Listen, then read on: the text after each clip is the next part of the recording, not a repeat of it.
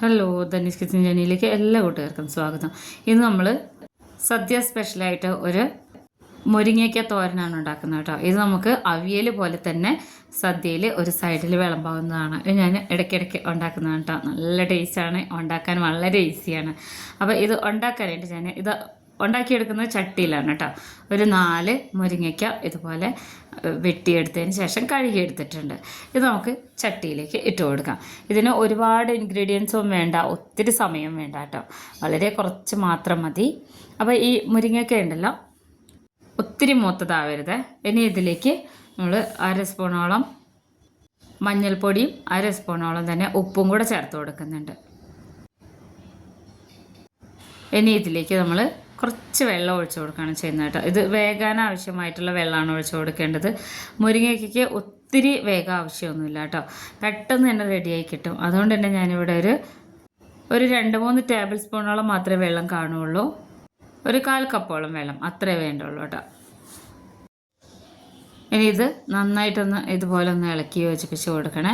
ഈ വെള്ളമൊക്കെ നല്ലോണം ഒന്ന് വറ്റി വരുമ്പോൾ തന്നെ ഈ മുരിങ്ങയ്ക്ക വെന്ത് വരും കേട്ടോ. വെന്ത് ഉടഞ്ഞു പോകരുത്, അതുകൊണ്ടാണ് വെള്ളം വളരെ കുറച്ച് വയ്ക്കുന്നത്. ഇനി അടച്ച് വെച്ച് നമുക്കിതിനെ ഒരു സ്റ്റൗവിൽ വെച്ച് മീഡിയം ഫ്ലെയിമിലിട്ട് വേവിച്ചെടുക്കാം കേട്ടോ.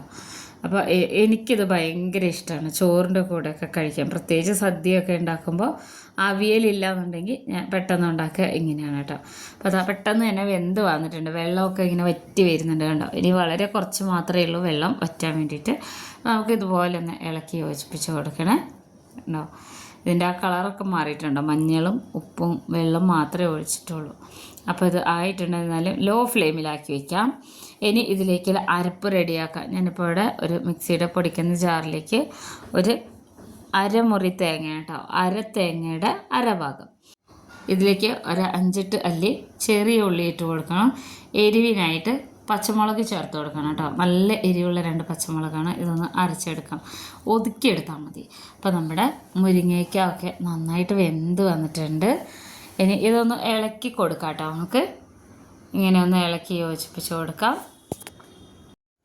അപ്പോഴേക്കും നമ്മൾ അരപ്പ് റെഡി ആയിട്ടുണ്ട് കേട്ടോ. ഒതുക്കി കൊടുക്കുകയാണ് ചെയ്യുന്നത്. പച്ചമുളകും ചെറിയ ഉള്ളിയും തേങ്ങ എല്ലാം കൂടെ നന്നായിട്ട് ഇതുപോലെ ഒതുക്കിയെടുത്തിട്ടുണ്ട് കേട്ടോ.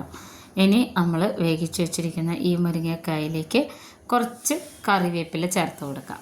ഒരു നാടൻ മണമാണ് കേട്ടോ ഇങ്ങനെയൊക്കെ ചെയ്തെടുക്കുമ്പോൾ, തേങ്ങയും അതുപോലെ കറിവേപ്പിലൊക്കെ. ഇനി നമ്മൾ ഒതുക്കി വെച്ചിട്ടുള്ള ഈ ഒരു കൂട്ടുണ്ടല്ലോ, ഇത് ഇതിലേക്ക് ഇട്ട് കൊടുക്കണം. നമ്മളിത് വറുത്തിടുകയൊന്നും ചെയ്യുന്നില്ല കേട്ടോ. അപ്പോൾ അതാ നല്ലോണം ഈ കൂട്ടൊന്നിങ്ങനെ കുറച്ചൊന്നിങ്ങനെ മുന്നോട്ട് നിൽക്കണം കേട്ടോ. അപ്പോൾ അതാ നമ്മുടെ തേങ്ങ ഒതുക്കിയതെല്ലാം ഇട്ട് കൊടുത്ത് നല്ലോണം ഒന്ന് ഇതുപോലെ തന്നെ ഒതുക്കിയെടുക്കണേ.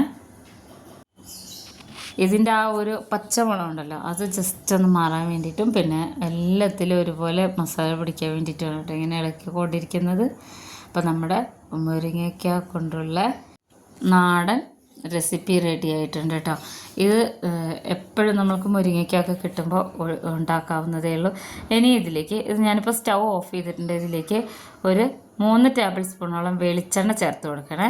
നമ്മൾ അവിയലൊക്കെ ഉണ്ടാക്കുമ്പോൾ വെളിച്ചെണ്ണ ചേർത്ത് കൊടുക്കില്ല, അതുപോലെ ഒന്ന് ചേർത്ത് കൊടുക്കണം. നല്ലൊരു മണം, നല്ല ടേസ്റ്റാണ് കേട്ടോ അതിന്. ഈ തേങ്ങ ഒതുക്കിയത് ഇങ്ങനെ കഴിക്കാൻ ശരിക്കും ഇങ്ങനെ ചമ്മന്തി കഴിക്കുന്ന പോലത്തെ ഒരു എഫക്റ്റാണ് കേട്ടോ ഉണ്ടാവുക. അപ്പോൾ ഇതെല്ലാവരും ഉണ്ടാക്കി നോക്കണം. വീഡിയോ ഇഷ്ടപ്പെട്ട ചാനലൊന്ന് സബ്സ്ക്രൈബ് ചെയ്ത് വയ്ക്കണേ. അതുപോലെ ഫ്രണ്ട്സിനൊക്കെ ഒന്ന് ഷെയർ ചെയ്ത് കൊടുക്കണം. ഈ ഓണത്തിന് അല്ലെങ്കിൽ സ്പെഷ്യൽ ഡേ ഒക്കെ ഇതുപോലെ നാടൻ സദ്യയൊക്കെ ഒരുക്കുമ്പോൾ മുരിങ്ങയ്ക്ക വെച്ചിട്ട് ഈ ഒരു രീതിയിലൊന്ന് ചെയ്ത് നോക്കണേ. വളരെ ടേസ്റ്റിയാണ്. പൊതുവേ സാമ്പാറിൽ നിന്നും അതുപോലെ ദാൽ കറിയിൽ നിന്നൊക്കെ മുരിങ്ങയ്ക്ക എടുത്ത് കഴിക്കാനൊക്കെ എല്ലാവർക്കും ഒരിച്ചിരി മടിയാണ്. അപ്പോൾ ഇങ്ങനെ ഉണ്ടാക്കി കൊടുക്കുമ്പോൾ പെട്ടെന്ന് അവർ കഴിക്കും കേട്ടോ. അപ്പോൾ എല്ലാവരും ഉണ്ടാക്കി നോക്കണം. വളരെ ഈസി റെസിപ്പിയാണ്.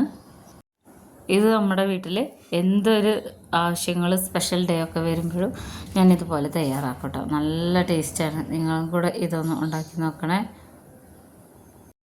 സദ്യയിലല്ലാതെ തന്നെ സാധാരണ ചോറിൻ്റെ കൂടെയൊക്കെ സൈഡിൽ നമുക്കിത് കൂട്ടാവുന്നതുള്ളൂ കേട്ടോ. വളരെ ഈസി റെസിപ്പിയാണ്.